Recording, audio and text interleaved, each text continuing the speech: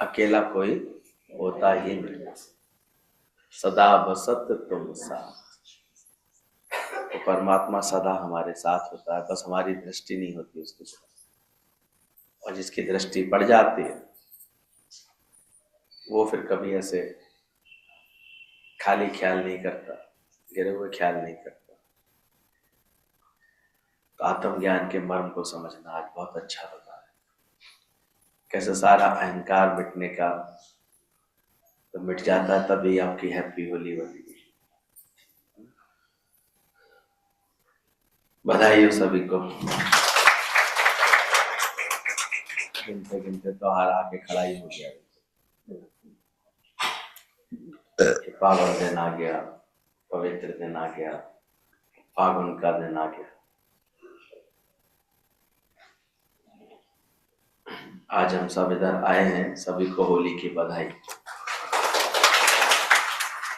इस साल का बड़े से बड़ा पर्व शुरू हुआ हम लोगों के यहाँ, होली, दिवाली, और इसके बाद ही नौ दुर्गा के पर्व, ये सब शुरू होंगे। जनवरी लगने के बाद जो बड़े से बड़ा पर्व आता है वो कौन सा होता है? इससे पहले तो ठिठुर रहे थे, रजाई में दुबके पड़े थे।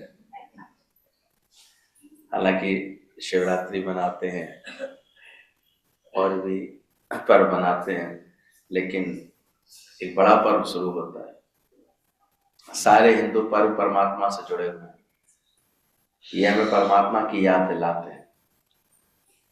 सदैव सत्य की विजय है, असत्य की हार है। कैसे मेले लग जाते थे गुरु जी के पास, हम लोग सब दौड़ के पहुंच जाते थे। गुरु का प्रेम ही सबको बांध करके बैठता है। ऐसे खींच करके हम लोगों को तोड़ लिया करते थे। इसलिए बार बार गुरु ये साथ दिलाते थे, ये असत्य पर सत्य की विजय है, असत्य की हार है। गुरु का प्रेम ही सबको बांध कर बैठता है, और देखो तो आज तक बांध के बैठा हुआ है। किसने मोहब्बत से हमें बांधा है, किसका निमंत्रण है, ये किसका इशारा है कि नहीं? पहले गुरु हमको हमारे लिए संकल्प करता है, भाव जगाता है, इतना प्रेम रखता है। तो दुनिया में भी रहते हैं, देखते हैं कहीं इतनी शांति से बैठते हो, अपार्टमेंट में बहुत सारे फ्लैट है, क्या स्थिति है सबकी मन की? होंगे कुछ प्यार वाले, होंगे तो मिलते जुलते होंगे, लेकिन एक जितनी आत्मीयता से हम लोग अभी सब लोग जो हमारे ग्रुप में गए थे साथ में, 42 तो हमारे साथ बस में ही थे, बाकी और भी लोग पहुंच गए थे साथ में। सब एक ही बात बार बार कह रहे थे, दूसरी बस में भी, पहले उसमें हम नहीं ही थे, लेकिन सबको महसूस हो रहा था कि थे, क्योंकि प्रेम था सबके बीच में, आनंद था सबके बीच में। आज कैसे इस दायरे में हम लोगों के अंदर से गुरु कैसे सारा अहम भाव मिटा देता है, द्वेष भाव मिटा देता है, कि प्रेम में रंग जाते हैं। अहंकार लड़ाता था, प्रेम सबका दिल जीता देता है। तो होली कब होती है? हम अपने अहंकार का नाश करें। आज का दिन है, रात तक सब चौराहे चौराहे पर होलिका सज जाएगी। सभी जानते हैं कैसे अपनी मैं के कारण हिरण्याकश्यप कितना विचलित था, कैसे उसको लगता था कि बस मेरे कोई पूजा जाए, मेरे कोई जाना जाए, और मैं उसकी इतनी बढ़ गई थी उसके अंदर कि आखिर फिर भगवान प्रहलाद के रूप में प्रकट हुए, उसी के वंश में भक्ति भाव प्रकट हुआ, और भक्ति भाव फिर उसको बर्दाश्त नहीं।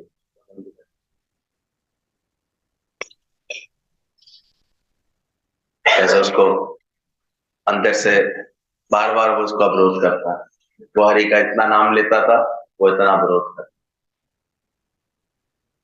और विरोध करने में ही ऐसा ये दिन आ गया कि जिसने अपनी उसने अपनी बहन ने बोला कि मैं इसको लेकर के ऐसे अग्नि में बैठूं, तुम चिंता नहीं करो भाई, मेरे को ऐसा वरदान है कि मुझे अग्नि नहीं जला पाए।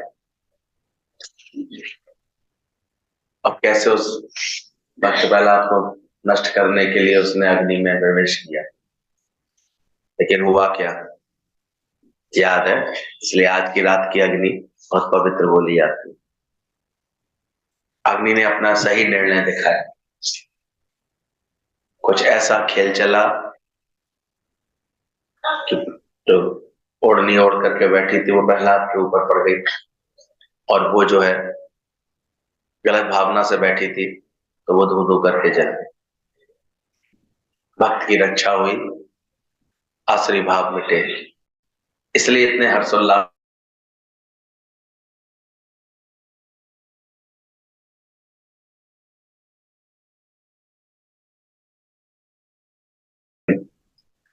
जिस दिन शिव जी ने कामदेव को भस्म किया।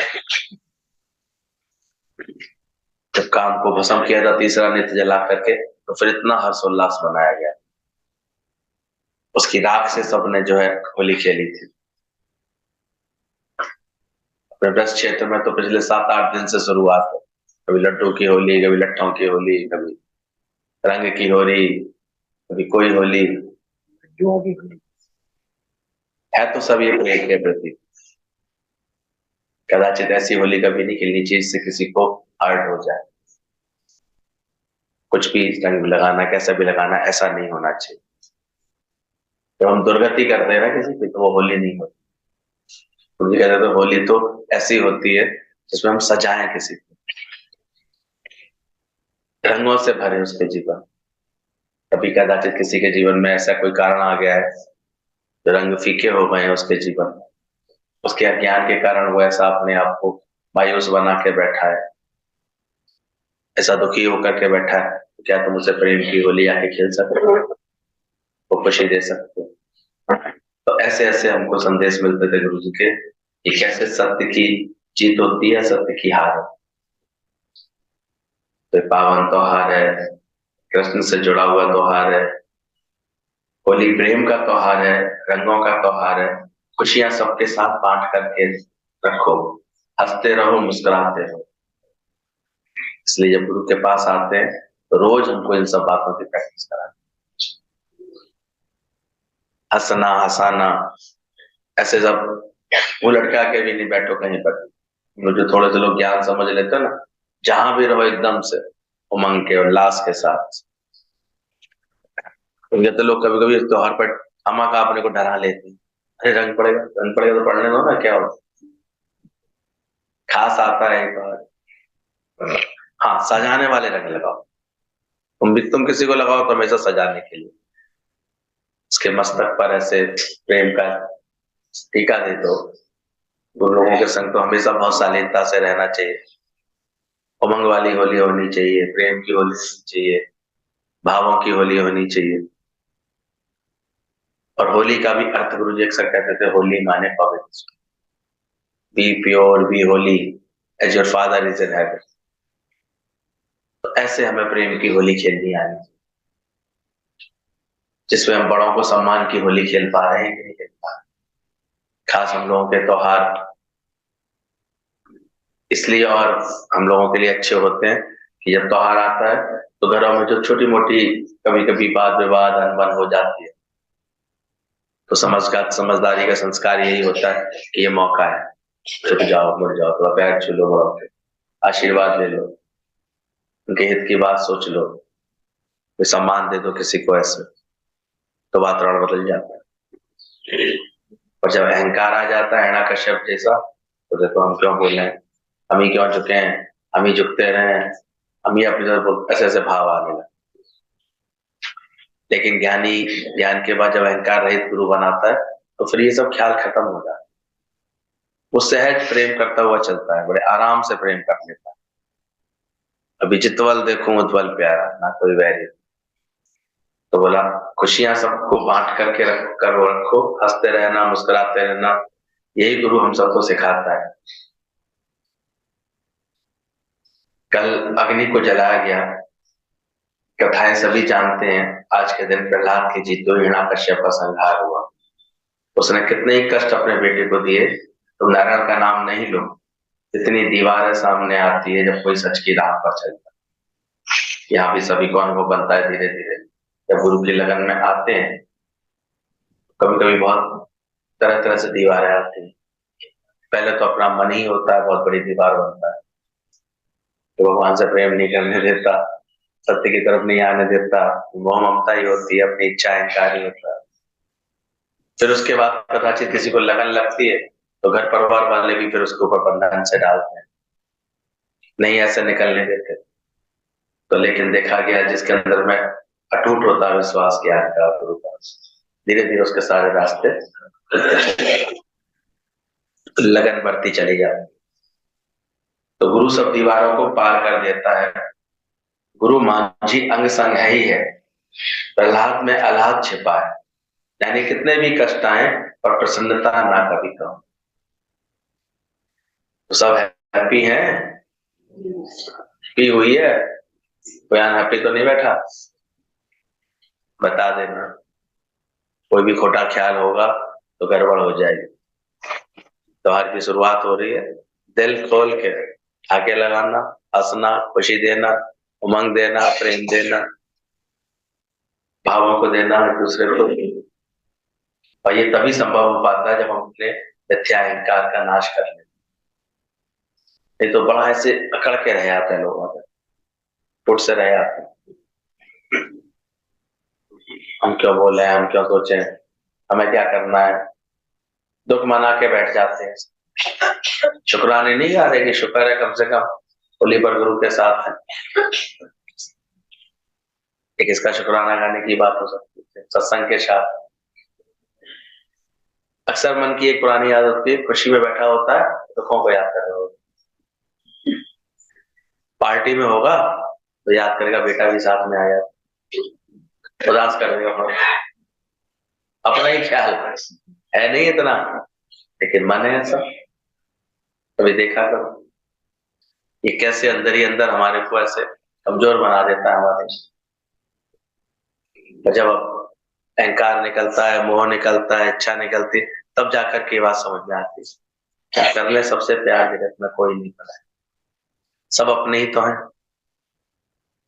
राम तीर्थ विदेश में था एक बार, तो उसको बोला कि बेटा यहाँ पर तुम कहाँ, किसके पास जाओगे, किसके पास बोलोगे? तो बड़ा मुस्कुरा के बोलता है, बोले अपनी माँ के पास। बोले कहाँ है? वो बुजुर्ग औरत पूछ रही थी उससे, कहाँ रहती है तेरी माँ? उसी के सर पे हाथ रख दिया, ये रही। 2 मिनट में ऐसी बॉन्डिंग बन गई आपस, ऐसा प्रेम हो गया कि अब वो जबरदस्ती अपने घर लेके, नहीं नहीं तुम अब मेरे पास ही रहोगी। तुम ऐसा ख्याल करते कौन है हमारा, क्या सोचते? इसके हृदय में ये सच्चा प्रेम आ जाता है, उसे कभी ख्याल नहीं आता। जो ऐसे परमात्मा को हमेशा अंग संग रखता है, वो कभी ऐसा अकेला नहीं महसूस करता। तो सदा बसत तुम साथ, गुरु सब दीवारों को पार करवा देता है। प्रहलाद में ही आह्लाद छिपा हुआ है, यानी कितने भी कष्ट आए पर प्रसन्नता कम ना हो। सब सहमत है? हालात तो आएंगी, बातें तो आ सकती हैं। यही 2020 की 23 तारीख की थी, क्या लगा दिया था सरकार ने, सब एकदम लॉक्ड हो गए थे। सब ऐसे सब घर में घुस गए थे। याद है हम लोग भी उस वक्त वहां थे 2020 में, कहाँ थे, क्या योग ग्राम में थे। वहां से दौड़ के निकले थे सब लोग, क्योंकि वहां वो लोग बार बार कहते कल से ये बंद हो जाएगा, कल से ये बंद हो। शायद 22 तारीख को ही हम लोगों को वहां से निकाल दिया था। तो चांस की बात नहीं, हमारा लास्ट डे था उस दिन, इसलिए तुरंत हम लोग अपनी गाड़ी करके मंगाई आगरा से और तुरंत निकल आए। कभी सब रिजर्वेशन वगैरह कैंसिल थे। तो कैसा एक दौर आया था, और कितने शुक्राने हैं कि अभी 4 साल के अंदर सब कितने स्वस्थ बैठे हैं, खुश बैठे हैं। और नहीं तो कितने लाख लोग टपक गए। शुक्राने गाना जिंदाओ, देख पा रही होगी जीवन को, नंबर तुम्हारा भी हो सकता था उसमें। ध्यान होता है किसी और के लिए तो बहुत, अपने लिए ही चिंता करो पहले तो। बच गए हम लोग सब। ये तो बीमारी कुछ पता था, आता पता था उसका भी शुक्राना करो जो गुरु रोज हमारे मन को इतना अच्छा मनोबल दे देता है, ऐसी रहमतें कर देता है। ऐसे तहे दिल से शुक्राना करो। रोज खींच खींच करके गुरु जी ने और हमारे सत्संग का जो जूम अवतार प्रकट हुआ इस बहाने, जो घर घर तक साकार गुरु का लाइव सत्संग सा पहुंच गया, हर जगह ऐसे लोग को कैसे हिम्मत मिली, धीरज मिला, ज्ञान मिला, और आज बोल रहे हैं होली सो बुरा ना मानो। चलिए वो दिन भी कभी कभी याद कर लेना चाहिए। तो ध्यान रखना, आपका इतना गहरा विश्वास था उस प्रहलाद, उसका इतना गहरा विश्वास था। बचपन में एक बात देखी, कुमार के घर घड़े में बिल्ली के बच्चे, कहते हैं घटना बचपन में प्रहलाद के साथ हुई। उसका एक दोस्त था कुमार, तो बर्तन बनाता था, तो बिल्ली के बच्चों से खेलते थे, छोटी मानो बोलो। तो बच्चे उस मटके के अंदर थे, और मटके उसके पिता ने उठा करके आँव पे लगा दिए थे, पकाने के लिए जला दिए थे। ढूंढते हुए पहुंचे बच्चे, तो देखा वो मटके में हमारे बच्चे थे, वो कहाँ है, छोटे छोटे बच्चे। पता लगा वो तो उसमें रख दिए गए, पकने के लिए रख दिए। बच्चे बड़े व्याकुल हो गए कि हमारे बच्चे इसमें जल जाएंगे, इसमें जल जाएंगे। लेकिन कहते हैं ऐसी रहमत की बरसात हुई कि इतनी अग्नि में भी वो बच्चे सुरक्षित रहे और बच करके निकल आए। तब से प्रहलाद को ऐसा विश्वास हो गया कि कोई है रक्षा कर। तो उसको ऐसा विश्वास था बचपन में ही, बच्चे बच गए देख करके विश्वास उसका पक्का हो गया। तो ध्यान रखना, भगवान ही हमारा विश्वास पक्का कराता है। अंदर के विचार हमको परेशान करते हैं, कभी खुशी है कभी दुखी है, बड़े से बड़े दुख आते हैं, पर ज्ञानी हंसकर स्वीकार कर लेता है और बोलता है तेरा भाणा जो तुझ भावे साईं बने का। भाणा मतलब भजन भोजन था, तेरा भाणा। जो भी बात आए जीवन में उसे प्रेम से स्वीकार कर, हर बात में भलाई छिपी हुई है, ये विश्वास रखो। मुसीबत देने से पहले उसका हाथ तुम्हें बचा लेता है। थैंक्स क्यों कहते हैं हर बात में, thy hands keeps us safe, इसलिए उसके हाथ हमको बचा के बैठे। ये दुष्ट मन ही तुम्हारा दुश्मन है। छोटे बच्चे को भी गुड बॉय राजा बेटा कहकर कड़वी दवाई भी पिला देते हैं, वो ये पीतो पीतो करके पी लेता है, ऊपर से टॉफी खिला देते हैं तो ताकतवर हो जाता है। यहाँ भी गुरु बातों ही बातों में ज्ञान की गुत्थी पिला देता है ज्ञान वैसे तो बहुत कड़वा भी है, लेकिन गुरु ने कितनी युक्ति से राजा बेटा कहते कहते, वेरी गुड करते करते, कब ये ज्ञान वैरागी की कड़वी दवा पिला देता है और तुमको हेल्दी कर देता है, और ऊपर से फिर उमंगों की खुशियों की इतनी बढ़िया टॉपिक भी दे देते, मुंह मीठा भी कर लो। क्या हमको इसकी कदर है? कभी कभी गुरु की कोई कड़वी डोज मिलती है, ऐसी समझ मिलती है, वो हमको तंदुरुस्त करती,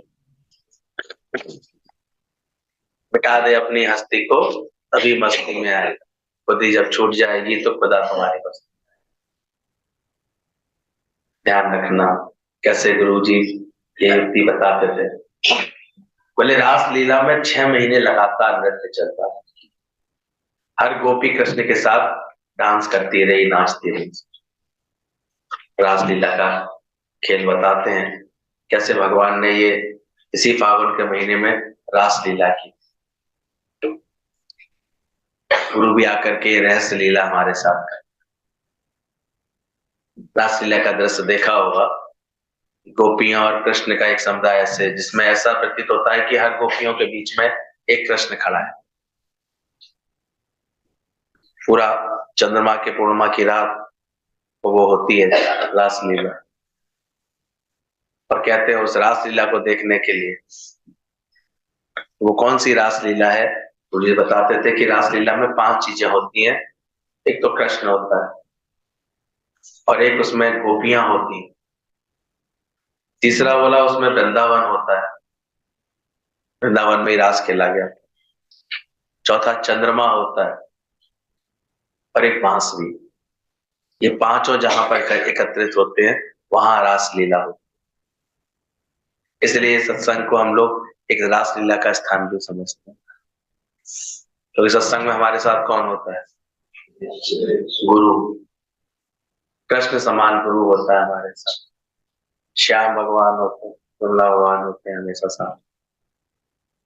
तो ये कृष्ण होता है, हमारे गुरु है कृष्ण, तो इतना अर्पित करके हम लोगों को बैठे हो, ऐसा सच सुना के बैठे हुए, और ऐसे प्रेम की धुन बजाते हैं, ऐसा ये सच हमको सुनाते हैं। फिर बोला हमारी इंद्रियां, इनको गुरु गोपी बनाता है। रोज ये गोपनीय तत्व, तो देह नहीं है तो आत्मा, तो देह नहीं है तो आत्मा, सुना सुना करके इसको ये गोपनीय तत्व इसको पिलाता है। और जो भली प्रकार पी रहे होते ना, वो धीरे धीरे अपना सारा देह अध्यास भूल जाते, बातें लगना, हालातें लगना, दुख सुख लगना, मान अपमान लगना, जय पराजय लगना, ये सब धीरे धीरे ऐसे मिट जाता है। ठीक है, देख सारे ख्याल चेंज होने लगते हैं सारे। तो कृष्ण गुरु बैठा होता है हमारे साथ, और हमारे ही सभी इंद्रियों को गोपियां बना देता है, वो ये रस पिला पिला करके ज्ञान होता है। फिर बोला वृंदावन हमारा हृदय आनंद धाम। तभी तो थोड़े समय बाद ही कहने लगते हैं आनंद आनंद भयो मेरी माई सतगुरु हम। हृदय में कौन सी हिलोरे आ जाती है, आनंद आने लगता है, आनंद का संचार होता है, आह्लाद आ जाता है, विश्वास आ जाता है। इसलिए विश्वास करना क्या, तुम्हारा हृदय वृंदावन बना। वृंदावन वो स्थान है जिस कहते हैं स्वयं भगवान कृष्ण ने अपने भाव से रचा, अपनी कृपा से रचा। पहले वाला अपना हृदय याद करो और आज के हृदय को याद करो, कौन ठीक कर रहा है? नहीं मिला है कृष्ण, तो वृंदावन कब बना, तब सजता है हमारा देश।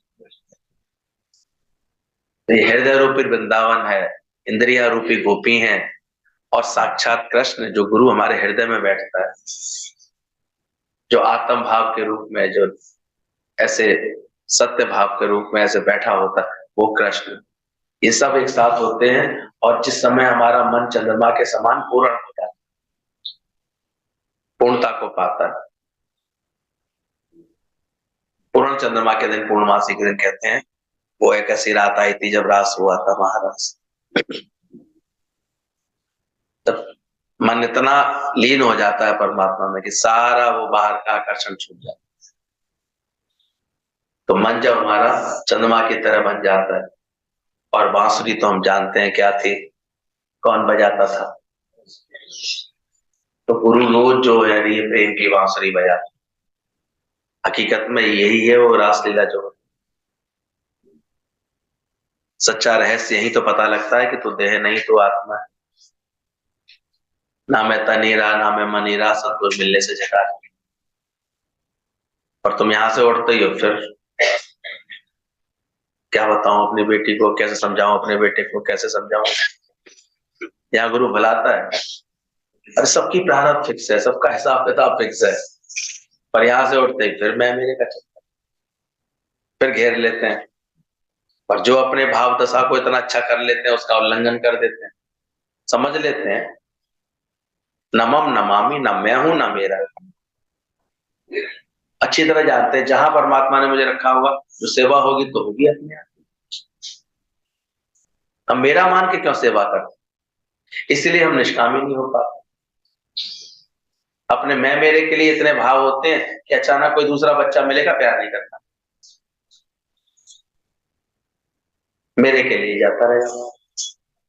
इसलिए रासलीला हो ही नहीं पाती, उनकी प्रेम लीला कर ही नहीं पाती। ज्ञान से गुरु हमारे अंदर के इन भावों को बदल कर लो सबसे प्यार। भगवान ने तो कभी शिकायत नहीं की, कह रहे मैं द्रौपदी के पास से कहां से वहां से आ गया, देवकी के पास में तो देवकी का पुत्र था। माता यशोदा को भी उतना ही प्रेम करने लगे। बड़ी वाली थी उनकी, उनको भी इतना ही प्रेम करते थे। जो आता गया वो प्रेम करते गए, समझ समझ कहीं भेद किया उन्होंने। जो सामने आ गया उसको प्रेम कर। तो मत सोचना पड़ेगा, कहीं और रहोगे ना, कहीं की सोच के दुखी होते रहो। क्या करें, ये गुण लाते ही नहीं हो अपने अंदर। और अवतारों को देखो, ईश्वरी लोगों को देखो, गुरु जी कहते थे हम तो जहां रहते हैं अपने मन के साथ रहते हैं, अपना समझ के रहते हैं, अपनी संभाल के साथ रहते हैं, खुद सावधान होकर रहते हैं, खुद संभाल करते हुए रहते हैं, खुद खुद उन चीजों को अच्छे समझ लेते हैं। अज्ञानी को बेचारे को हर जगह से पीड़ा मिलती है, चाहे कहा ससुराल रहे चाहे मायके, रोजगार कुर्ता पिटता ही रहता है, कोई प्रेम नहीं कर सकता। तो ये रहस्य किसने समझाया? जहां रह रहे हो तो खुश हो, पहले इतने साल हो गए अभी तक खुशी नहीं आई, और आदमी की और चिंताएं बढ़ जाती हैं, फुटता रहता है अपने ही ख्यालों से, अपनी ही बातों से। अभी धन की कमी है, अभी इस बात की कमी है, अभी ये बात गलत हो रही है, मेरे से हो रही है। बोले कैसी कट रही है? बोले कभी सास को उठने में, कभी खुद को उठाने में। ये तो बड़ा अच्छा जवाब दिया है। कैसी कट रही? कभी सास का मुंह बोलता है, कभी मेरा बोलता है, इसी काम में निकल लिया पूरा दिन, और इससे ज्यादा कल है ही नहीं है।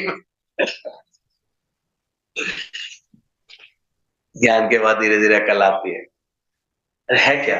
आनी मानी झगड़े छूटे, बात खत्म करने में कितनी देर लगनी चाहिए? बिठा दे अपनी हस्ती को तभी तो मस्ती में आए। तो बहुत दिनों बाद याद आया कैसे वो एक गांव में थी एक मौसी, वो लड़ा करती थी। उसका नियम था, होता है किसी किसी को स्वभाव, उसे चुन चुन करके लड़ने में मजा आता था। घर चुन चुन के जाती थी, पूरे पूरे खानदान का, पूरे खानदान की तो हिस्ट्री पता रखी थी, कौन कैसा है कैसी है, और फिर अनाप शनाप सुनाती थी ऐसे।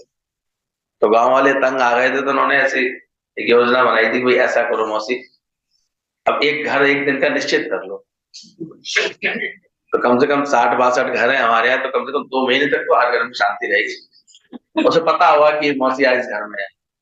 मौसी ने कहा चलो ठीक है, पर मौसी को बिना लड़े आती नहीं थी, पेट खाना नहीं पचता था, तो बड़े मजे से वो बात सेट हो गई थी। अब बाकी कम से कम 60 दिन तक तो लोग और दूसरे लोग शांत रहते थे, कम से कम 60 दिन बाद नंबर आएगा, उस दिन के लिए शांत रहते थे, खुश रहते थे सब लोग।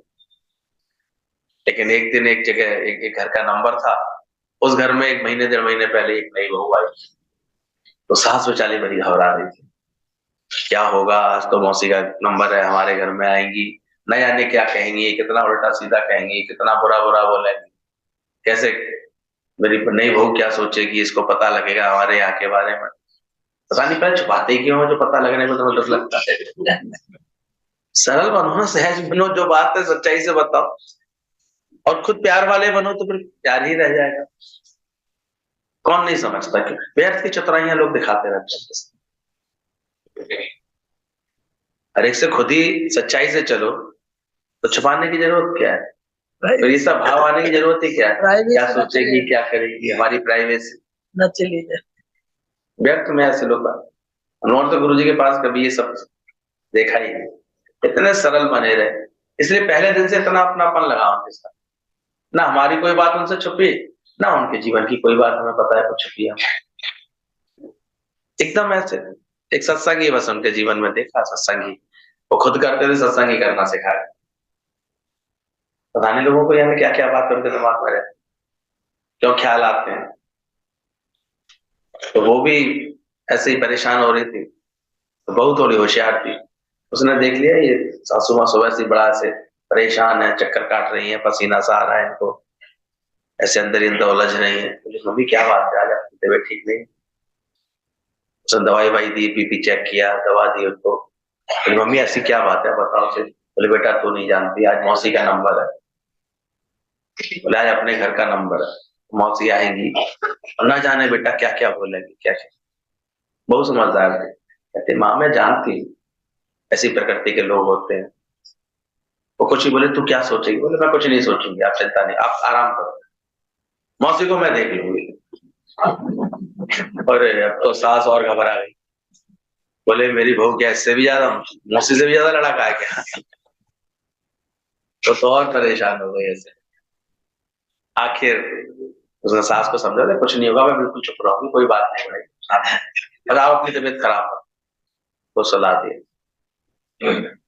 और जब मौसी आई उधर से, वो तो दूर से ही गाली देती हुई आती थी, पूरे खानदान को लपेटती हुई, पूरे जो इनके बाबा पर बाबा सबको ऐसे, उसके बाद सबको जानती हूँ मैं, सबको पता है मुझे कौन कैसा है, सबको बोलती रही। पर बहू होशियार थी, दरवाजे पर भी घूंघट करके ऐसे खड़ी हो गई और बड़े प्रेम से ऐसे अंगूठा चलाने लगी। वो मौसी को एकदम से आग लगी, बोले अंगूठा और दिखा रही, पहचान गई है तो बहू खड़ी है, छोटी नई बहू जो आई है इस घर में। पता सब खबर रखती थी, वो बहू के भी घर वालों के बारे में जानती। अब उसको गालियां देना शुरू कर दिया उसने, सब जानती तू भी कहाँ से आई है, कौन से खानदान की है, तेरे भाई ने ये किया, तेरे से ये किया, सब वो सुनाने लगे। लेकिन वो फिर भी अंगूठा दिखाती नहीं, चुपचाप बोली कुछ नहीं। और नजदीक आ गई तो एकदम तैश में बोलते बोलते बेचारी गश खा के गिरने लगी और गुस्सा चढ़ गया। ऐसे तो कोई मौसी से कुछ बोलता नहीं था, लेकिन उस दिन तो अंगूठा दिखा रही थी, तो इतना गुस्सा आया, मौसी गश खा के ऐसे गिर। उसने तुरंत मौसी को संभाला, पानी वानी के पिलाया, छींटे मारे, होश आया, थोड़ा गरम गरम दूध उनको पिलाने लगी। कहती अब मुझे नौटंकी कर रही है, मुझे बता रही है मैं कितनी सेवा करती हूँ, अभी तो मेरे को अंगूठा दिखा रही थी। बोले अंगूठा? मौसी आपको कहाँ दिखा रही थी अंगूठा? बोले क्या मतलब है, तो अंगूठा नहीं दिखा रही थी मुझे, ऐसे नहीं कि चढ़ा रही थी मुझे। बोले नहीं मौसी, वो आपको थोड़ी दिखा रही थी। बोले क्या मतलब? बोले वो जो आप इतना कुछ कह रही थी ना मेरे घर वालों के लिए भी, हमारे ससुराल के लिए, मायके के लिए, तो मैं अपने मन को कहते ले ले, नहीं बोलूंगी। मैं अपने को ही दिखा रही थी वो अंगूठा ले ले, मैं नहीं बोलूंगी, मैं नहीं भड़कूंगी, मैं नहीं बोलूंगी। बोले तो तू अंगूठा अपने आप को दिखा रही थी। बोले और क्या मौसी, आपको थोड़ी दिखा रही थी। अब तो मौसी बड़ी खुश उससे, उसके ऊपर नचाव होने लगी, तो तू तो बड़ी भली है। बोले तो क्या बेटा ऐसे अंगूठा दिखाने से तेरा मन शांत हो गया? बोले हाँ मौसी, मेरा तो शांत हो जाता है, मैं बार बार अपने मन को ये चढ़ा के ले ले, नहीं बोलूंगी, ले ले, नहीं बोलूंगी, शांत हो गया। आखिर मौसी बोलती है बेटा ये बात तो तुम मुझे भी सिखा दे, मैं बड़ी परेशान हूँ, मुझे रोज सुबह सुबह गैस बनती है, कहीं ना कहीं जाकर के मैं लड़ती हूँ जाकर के, अब मैं भी अपने मन को यही सिखाऊंगी, नहीं बोल। तो जैसे जैसे ही हमको ये बात कला समझ में आ जाती है, या मैं किसको शांत करना है। दादाजी का एक नाती था, तो दादाजी कहते थे उसको लेकर के टहल रहे थे बगीचे में, वो रो रहा था, छोटा बच्चा कभी हो जाता है, तो बड़े प्रेम से कहते हैं मगनमल चुप हो जा, मगनमल चुप हो जा। किसी ने कहा मैं छोटे से बच्चे का नाम मगनमल रखा, इतना पुराना नाम, बच्चों के तो बड़े प्यारे प्यारे नाम होते हैं। तो हंसने लगे दादाजी, बोले ये नाम इसका नहीं है, मेरा नाम है। बोले क्या मतलब? बोले ये रो रहा है, इसके रोने से मुझे मेरे मन को ऐसे विक्षिप्तता आ रही है, तकलीफ होगी, तो मैं अपने को समझा रहा हूँ, कुछ है, बच्चे हैं, कभी हंसते हैं कभी रोते हैं, तो मैं कल आ गई है, तो कोई कुछ कह देगा, कोई कुछ करेंगे करेंगे ऐसे। तो जगत में कैसे भी कारण आए, कैसी बात है, सत्संग समझने से हम लोग कैसे अपने मन को ही समझाना सीख जाते हैं, उसको शांत करना सीख जाते हैं, उसको अंगूठा दिखा देते हैं अंदर से। तो ध्यान रखना, ये जब पांचों चीजें जहां आती हैं वहीं पर एक रास बढ़ेगा। तो गुरु की कृपा से हमारे भी जीवन में एक रास रस आ जाता है, आत्म रस को पीने वाले रस तो पिला, ये बात समझ में आ जाती है। और एक एक इंद्रियां जो थी हमारी गोपियां, उस कृष्ण मिलन की यानी प्रभु के ऐसे मिलने की खुशी में नृत्य सी करती। अब देखा करो, सही ज्ञान के भाव दशा आ जाए तो आपको हर वक्त ऐसे तन्मयता रहेगी, उमंग सी रहेगी। आंखें देखेंगी तो ब्रह्म देखेंगी, कान सुनेंगे तो ब्रह्म। ऐसे बोला गया है गीता में, तपस्या रहित व्यक्ति को मैं नहीं मिलता। पर हम देखते हैं गुरु जी ने यहाँ पर सहज बैठाल करके हर चीज की तपस्या करा दी। अभी कानों की तपस्या ऑटोमेटिक होती है, कोई कैसे ही वचन बोल दे, धीरे धीरे आपको रोज गुरु ये सिखा देता है, अच्छा भाव लो उस बात, शुक्र करो, उसके मुख से मोहन की मुरली बज रही, ऐसा सुनो।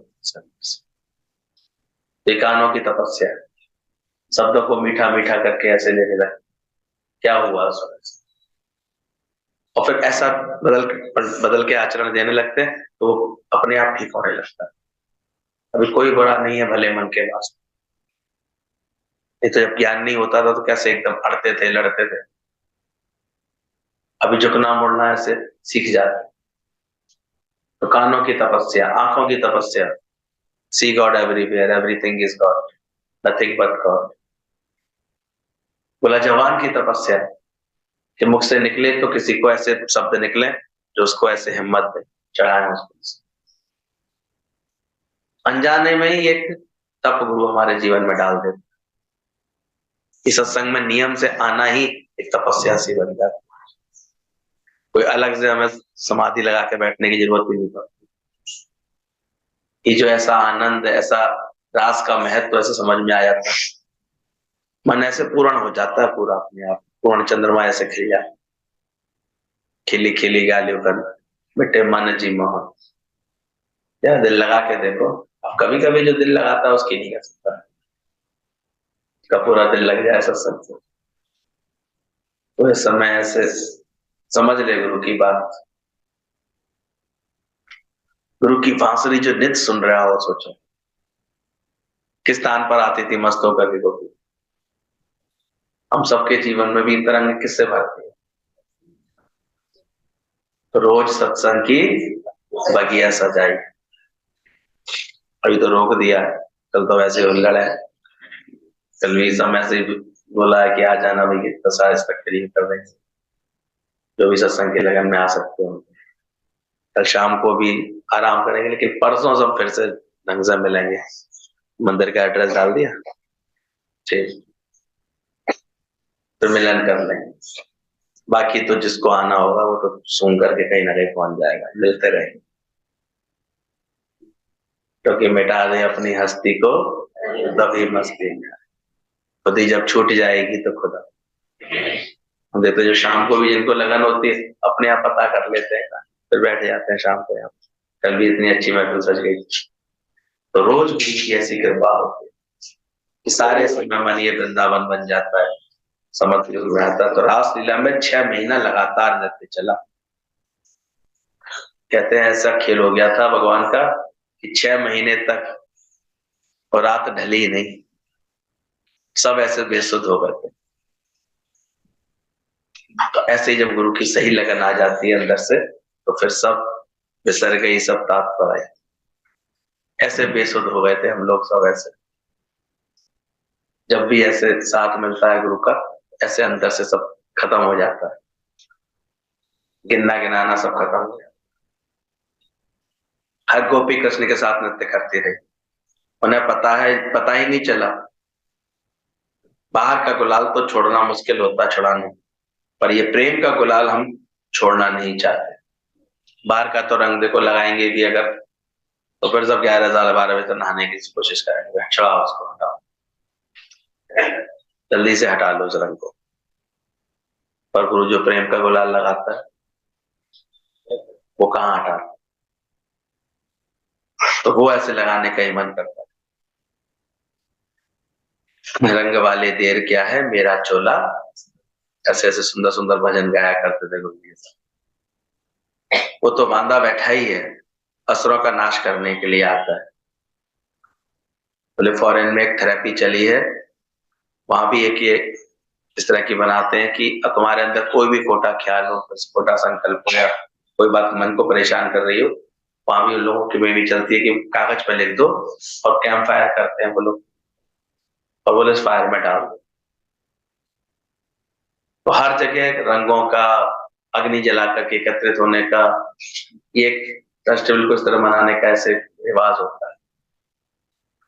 आज रात का मौका है, तो भी बच्ची कुछ बातें हों, लिख करके अपने दिमाग से निकाल करके क्या करना, डालना। और अभी बैठते बैठते संदेश दिया गुरु जी ने, पूरा अपने को निरंकारी बना लेना।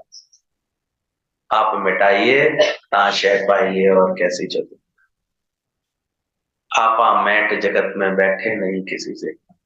ये सारा अहंकार अपना इस थेरेपी में खत्म कर लेना। बातें हैं वो कागज पर लिखकर अग्नि में डाल दो, जो जो बातें हैं।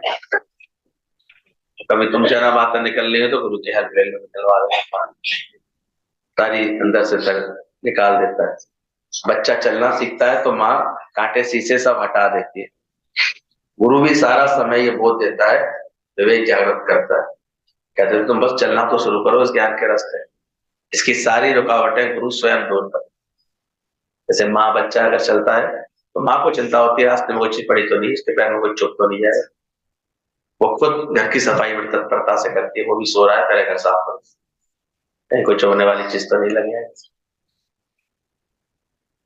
तो बोले ऐसे ही जब गुरु हमारी लगन देखता है, हमारी इस ज्ञान में आगे बढ़ने का जोश देखता है, हालांकि आजकल कम दिखता है लोगों को, और जिसके अंदर दिखता है ध्यान देना, उसके रास्ते के कांटे वो खुद हटा देगा सर, निराकार ऐसी कृपा कर। तो ये भी विश्वास रखना, ऐसा विवेक गुरु तुम्हारा जागृत कर देता है। और बाहर के चौकीदार तो सो भी सकते हैं, पर ये जागा हुआ विवेक कभी नहीं सोता।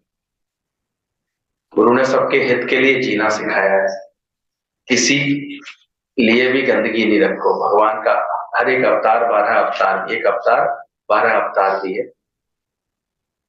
कैसे गुरु जी आज के दिन पर ये 12 अवतारों को भी याद करते, हमारे जितने भी अवतार हैं ये सब हमारे जीवन में गुरु की कृपा से प्रकट होते हैं। सबसे पहला अवतार बोला गया मत्स्य अवतार, तो सत्संग में बैठाल करके गुरु ये मत्स्य अवतार को हमारे जीवन में प्रकट। देखो सत्संग में एक से जुड़ते थे, धीरे धीरे ये कितना बड़ा रूप बन जाता है। आज अगर दादा भगवान के सब सत्संगियों को एक जगह जोड़ लिया जाए तो मैं नहीं समझता कोई स्थान ऐसा मिल सकता है जहां बैठ सके सब। इतनी विशालता ले चुका है मत अवतार। इसलिए हमारे यहाँ पहले से ही बड़ी बुद्धिमानी से इसको जो है सबको ऐसे प्रेम दे करके, हिम्मत दे के, प्रेरणा दे करके, हाँ निर्भिमान बनना जरूरी, अहंकार रहित होना बहुत जरूरी। बस गुरु ही रह जाए उसके जीवन में और कुछ नहीं रह जाए, तो इस समझ के साथ चलना जरूरी है। तो बोले ये मत्स्य अवतार ये निकलता है, फिर बोला उसमें से छोटा सा पिंड बनता है, मच्छ के बाद कछुए का अवतार। सत्संग में आते आते सुनते सुनते ज्ञान की बात है, हम लोग देखो ऐसे थोड़े से मन इंद्रियों को जीतने वाले संयम वाले बन, अभी अंदर से जीतना आ जाता है। कछुए का अवतार बोला ये हमारे जीवन से प्रकट निर्भर लगता है, मत्स्य अवतार फिर कच्छप अवतार। और फिर गुरु जी कहते थे कि ये जो है कछुए का अवतार तो सभी जानते हैं कब बना था, जब समुद्र मंथन हुआ था, भद्राचल पर्वत जब डूबने लगा था, तो उसको संभालने के लिए कछुए की पीठ लगा दी थी भगवान। सत्संग में भी हमारे अंदर ही मंथन शुरू होता है, अमृत निकालने के लिए गुरु हमको ये आधार देता है ज्ञान का कि अच्छे से मथा नहीं जला लेना, अपने मन के अंदर ज्ञान का मंथन कर लेना, विवेक जागृत कर लेना। क्योंकि उसी के बाद फिर विष निकला था, बहुत सारा विष भी निकलता है बीच में, और जो गुरु भोले को वो अपना विष बता देते हैं, मन के जो ख्याल है, मन में जो बातें हैं, जो छुपाए रखते हैं तो वो खुद परेशान हो, पर सच्चाई से गुरु को जो अपना सारा ये बता देते, हम देखते हैं उनके अंदर में जो है सही तरह से गुरु उनकी बातों को अपने कंठ तक रखकर, इसलिए भोले का अवतार भी शिव को बोला गया। फिर बोला गया था कि तीसरा अवतार होता है उसमें से बराह अवतार, जो कीचड़ से धरती को बाहर निकाल के लाए। गुरु ही हमारे अंदर में बड़ा अवतार प्रकट, कीचड़ में सने हुए जीव भाव पे सने हुए उसको बाहर निकाल के ला। तभी इतना अच्छा बता रहे थे कि तब भगवान कैसे गुरु की कृपा होती है तो अपनी पंचकोशी यात्रा पूरी कर, अन्नमय कोश, मनमय कोश, प्राणमय कोश, विज्ञानमय कोश, आनंदमय कोश, 5 ही मंजिल तक पहुंचते हैं। ये सारी बड़े प्रतीक रूप में हमारे जीवन में गुरु की कृपा से होने लगता, स्थिरता आ जाती है अपने अंदर से। और फिर नरसिंह अवतार प्रकट होते हैं, खम्भे पाड़ के प्रकट होते हैं। तो ये सारे अवतार धीरे धीरे गुरु की कृपा से हमारे जीवन में प्रकट होते हैं। भगवान किस रूप में प्रकट होता है? खंबा फाड़ के जब इतिहास का पर्दा फटता है तो वो ईश्वरी तत्व, अहंकार का नाश करने वाला हमारा ही आत्म स्वरूप प्रकट, तो देह नहीं है, वो है आत्मा। और भक्त भाव की जो भगवान से जुड़ने की जो हमारे अंदर भावनाएं होती उनको ऐसे पुष्ट करता है। इसलिए बड़ा जोशीला रूप दिखाया गया है नरसिंह अवतार।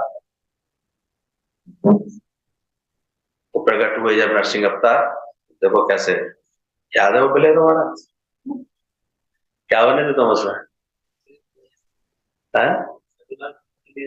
अच्छा क्या बढ़िया प्ले किया था गुवाहाटी वाला ने। ऐसा लग रहा था उस क्षण तो हम लोग सब जो है सतयुग में पहुंच गए। इतना शानदार कस्ट्यूम, शानदार प्रदर्शन। तो ध्यान रखना, नरसिंह अवतार भी हमारे अंदर से गुरु प्रकट कराता है, वराह अवतार भी प्रकट कराता है, कछुए का अवतार भी प्रकट कराता है, मत्स्य अवतार भी प्रकट कराता है। फिर जब जन्म हो जाता है हमारा तो बाल अवतार, वामन अवतार भी प्रकट कराता है। फिर ऐसा परशुराम अवतार भी प्रकट कराता है। और फिर धीरे धीरे सिखा देता है अब अपने जीवन से किसको प्रकट करना, राम अवतार को प्रकट करना। सारी मर्यादाओं से बंधे हुए राम कितने सुंदर, कैसे उनकी एक एक लीला अच्छी लगती है। एक एक कथा उनके बारे में सुनने में, ये कथाएं इसलिए सुनाई जाती है कि धीरे धीरे वो हमारे आचरण का हिस्सा बनती है। क्योंकि ज्ञान हमारे आचरण में उतरता है तभी लाभ देता है, इससे पहले लाभ नहीं हमारे जीवन में आने लगे। केवल उड़ा हुआ नहीं हो, वो एक आया अहंकार करता हुआ, बहुत सारी भाषाएं बोलना जानता था। तो राजा के पास आया, मैं 21 भाषाएं बोल सकता हूँ, आप किसी भाषा में मुझसे बात करवा लीजिए, किसी को भेज दीजिए, लेकिन शर्त है कोई बस ये बता दे कि मेरी असली मातृभाषा कौन सी, उसको मैं बड़ा इनाम दूंगा। सब हारे आते थे क्योंकि वो हर भाषा में इतना नहीं बोलते, हर बात करने में इतना नहीं। तो राजा का मंत्री बुद्धिमान था, बोले महाराज उससे बोलो कल हम इनके प्रश्न का उत्तर दे देंगे। वो तो निश्चिंता, मेरे को आज तक कोई पकड़ ही नहीं पाया। लेकिन दूसरे दिन सुबह जब वो महल में पहुंचा, राजा के सामने सभा में पहुंचे, बोले महाराज किसी को पता है बात, कोई बताइए। तो मंत्री ने राजा के कान में कुछ कहा तो राजा ने बोला आपकी मातृभाषा जो है हरियाणवी है। तो अब क्या, वो इतना तो सही कैसे बता दे, एकदम सही कैसे बता दे? तो मंत्री ने बताया, बोले आपको ध्यान नहीं, सुबह ही सुबह आप उठे थे, आपके ऊपर एकदम से ऐसी व्यवस्था कर दी थी कि आप पलंग से उठे और सीधे पानी गिरे आपके ऊपर। उस समय आप जिस भाषा में गाली दे रहे थे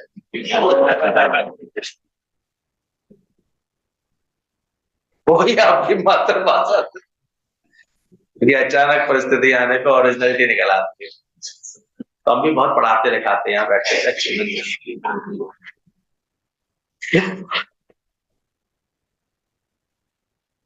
लेकिन फिर भी अचानक कारण आने पर ससुरों की मातृभाषा निकल आती है।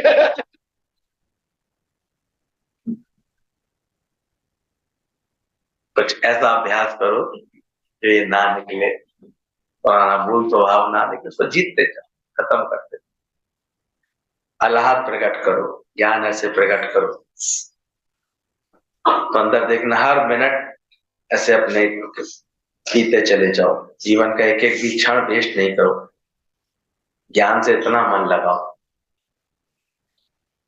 अब ये तो जिन्होंने उस समय गुरु जी की बात में मान करके प्रेरणा ले लिए, लग गए, उनके जितने शानदार जीवन बने। अभी हम देखते हैं लोग इतनी महत्व इसको देते हैं कि सत्संग को इतना महत्व, ज्ञान को इतना महत्व। आज भी जो देंगे तो जरूर जीवन बनेगा, ऐसा होगा। के वचन आज भी उतना मर्म रखते हैं। अब हफ्ते में एक दिन सत्संग, वो भी बड़े एहसान के साथ सुनेंगे, तो अहंकार मिट जाएगा, कोई ऐसे मजाक हो रहा है, कर्ता भाव मिट जाएगा, कैसे ममता मिटेगी क्या? इसलिए फिर ममता परेशान कर जाती है, कर्ता भाव अकड़ के रूप में बना रह जाता है। अहंकार तो फिर भगवान से मिलने नहीं देता है, तो भगवान मान ना मान, तो कुछ अपनी चिंता है तो अपनी कृपा जो आप करे सो सेवक गुरु से। इसलिए बार बार ये तीज त्योहार आ भी जाते हैं, फिर से जोश भरो, फिर से उमंग भरो, फिर से अपना कार्य पूरा करो।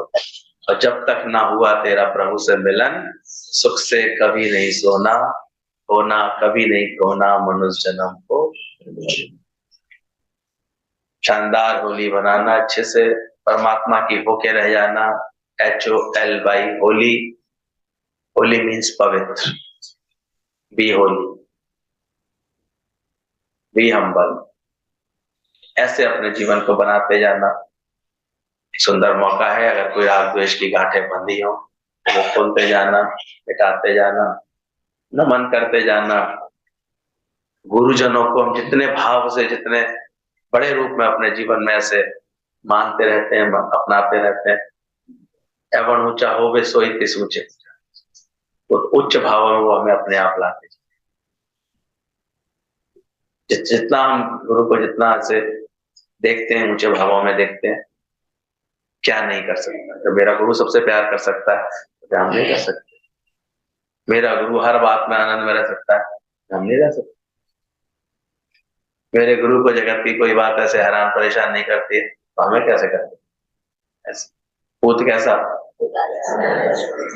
तो गुरु के बच्चे हैं ना हम लोग, तो कैसे होने चाहिए। सभी को बहुत बहुत